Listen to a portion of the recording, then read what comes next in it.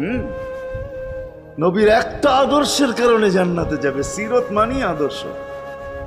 আর এটা আমরা কদমে কদমে মোহতাজ।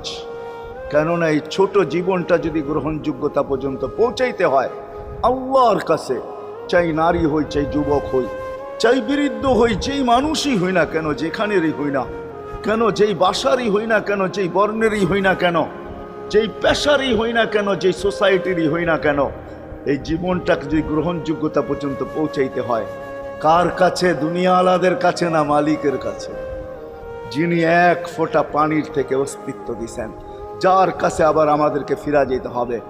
পালানের কোনো সুযোগ নাই। এই জন্যই কোরআন আমাদেরকে বোঝায় আইনাল মাফার। আল্লাহ বলতেছে কোথায় ভাগবে তুমি, বলো কোথায় ভাগবে? কবির কথাই সত্য, যদিও নাকি পালাও তুমি আকাশেতে লাগিয়ে সিঁড়ি, সিঁড়ি লাগাও যদি আকাশ